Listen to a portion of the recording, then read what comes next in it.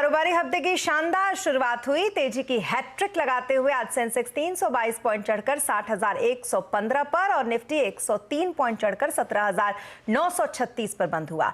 BSE के सभी sector index हरे निशान पर बंद हुए। मार्केट का हाल समझते हैं यतिन से। यतिन, बताइए क्या कुछ हाइलाइट्स रही आज के बाजार की? तो आज के सत्र की बात करें तो सभी के सभी एनएससी के जो सेक्टोरल इंडिसेस हैं वो हरे निशान में बंद हुए।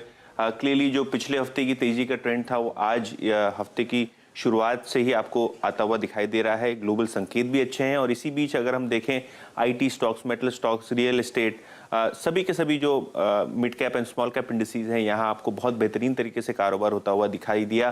बैंकिंग स्टॉक्स में भी आपको तेजी आती हुई दिखाई दी और ओवरऑल बेसिस पे अगर आप एडवांस डिक्लाइन रेशियो भी देख लें एनएससी पर तो 12:7 था, यानी जो बुल्स हैं उसके फेवर में पूरा का पूरा बाजार का जो है हाल आता हुआ नजर आया और ग्लोबल मार्केट्स में भी आपको काफी स्ट्रेंथ आती हुई नजर आई। जी, इसके अलावा यतिन आपसे सेक्टर्स भी समझना चाहेंगे, कहां आज दबाव रहा, कहां थोड़ी तेजी दिखी? तो अगर निफ्टी की बात करें तो सेटअप काफी स्ट्रांग था। अगर हम निफ्टी गेनर्स की बात करें तो यहाँ अदानी ग्रुप की कंपनी फ्लैगशिप अदानी पोर्ट्स आपको लगभग 3.5% की तेजी के साथ बंद होता हुआ नजर आया। इसके अलावा टाइटन टेक, महिंद्रा और दिवीज लैब जैसे स्टॉक्स में आपको 2.5 से 3% के आसपास की इंट्राडे तेजी नजर आई। लूजिंग एंड पे आपको कोल इंडिया जैसे स्टॉक्स में थोड़ा बहुत दबाव बनता हुआ दिखाई दिया, लगभग 2.5% यहाँ आपको कट आते हुए नजर आए। इसके अलावा श्री सीमेंट, नेस्ले और एचडीएफसी जैसे स्टॉक्स में आपको आधे से 1% तक की मंदी नजर आई। मिड कैप्स में काफी सारा एक्शन आपको देखने को मिला, खास करके केमिकल स्टॉक्स में। तो केमिकल स्टॉक्स जैसे कि नवीन फ्लोरिन, दीपक नाइट्राइट, टाटा केमिकल जैसे स्टॉक्स में आपको 6-6.5% की तेजी आई।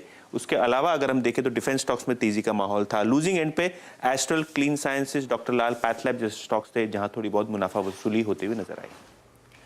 जी, बहुत शुक्रिया तमाम मार्केट अपडेट के लिए आपका यतिन। और मार्केट के बाद अब बात करेंगे सुंदरम एमएफ के मैनेजिंग डायरेक्टर और सीईओ सुनील सुब्रमण्यम की, जिनका कहना है कि बैंकिंग और फाइनेंस सेक्टर में निवेश के लिए अच्छा माहौल है। सुनील सुब्रमण्यम के अनुसार कंज्यूमर ड्यूरेबल, ऑटो और हाउसिंग शेयर में तेजी आ सकती है, तो वहीं लंबी अवधि के लिए कैपिटल गुड्स वाले शेयर में निवेश फायदेमंद रहेगा।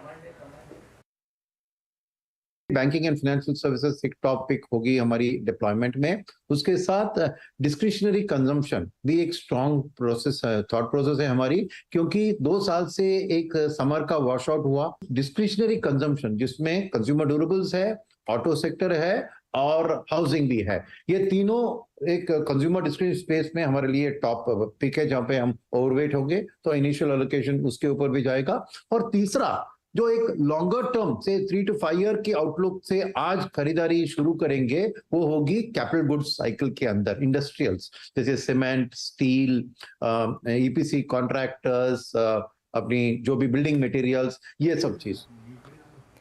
सरकारी संपत्ति के बेहतर इस्तेमाल के लिए चलाई जा रही खास पहल एसेट मोनेटाइजेशन में तेजी लाने के लिए रेलवे, पेट्रोलियम और टेलीकॉम मंत्रालय को विशेष निर्देश दिए गए हैं।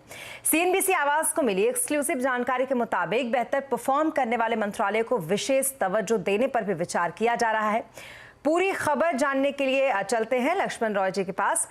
लक्ष्मण जी, एसेट मोनेटाइजेशन में तेजी है, खास जोर इस पर दिख रहा है, क्या कुछ विशेष वजह है इसकी?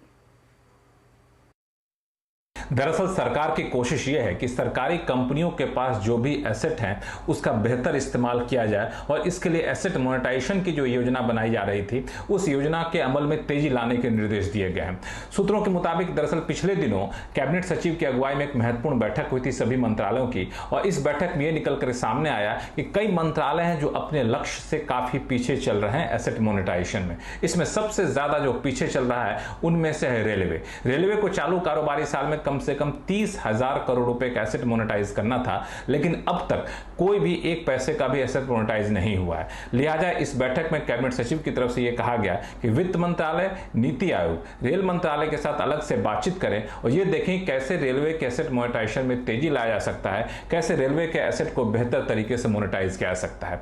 मामला सिर्फ रेलवे तक नहीं रहा, दूसरे भी मंत्रालय जिसमें पेट्रोलियम मंत्रालय, टेलीकॉम मंत्रालय, यह भी अपने लक्ष्य से काफी पीछे चल रहे हैं। इसमें फूड डिपार्टमेंट डिपार्टमेंट मंत्रालय भी है वो भी एसेट मोनेटाइजेशन में काफी पीछे चल रहा है। इन मंत्रालयों को भी कहा गया है कि आप अपने एसेट मोनेटाइजेशन की प्रक्रिया में काफी तेजी लाइए। चूंकि मंत्रालयों की तरफ से थोड़ी सी सुस्त रफ्तार देखने को मिल रही है, तो अब सरकार एक ऐसे प्रस्ताव पर भी विचार कर रही है जिसके तहत जो मंत्रालय ज्यादा बेहतर परफॉर्म करेंगे एसेट मोनेटाइजेशन में, उनको वित्त मंत्रालय या दूसरे मंत्रालय की तरफ से जो ग्रांट मिलता है वो ग्रांट ज्यादा बेहतर मिलेगा, ज्यादा आसानी से मिलेगा, यानी उनको तवज्जो दी जाएगी। बता दो कि यहां पे सरकार ने 1,62,422 करोड़ रुपए के एसेट मोनेटाइजेशन का लक्ष्य रखा था और अब तक सिर्फ 26,500 करोड़ रुपए का ही एसेट मोनेटाइज हो चुका है। हालांकि इसमें कोल, पोर्ट, रोड ट्रांसपोर्ट जैसे मंत्रालयों की भूमिका काफी अहम है, लेकिन इस साल भी पिछले साल की तरह सरकार एसेट मोनेटाइजेशन के टारगेट को पार करना चाहती है। लिहाजा एसेट मोनेटाइजेशन की प्रक्रिया में तेजी लाने के ये निर्देश दिए गए हैं और खास रणनीति भी बनाई जा रही है।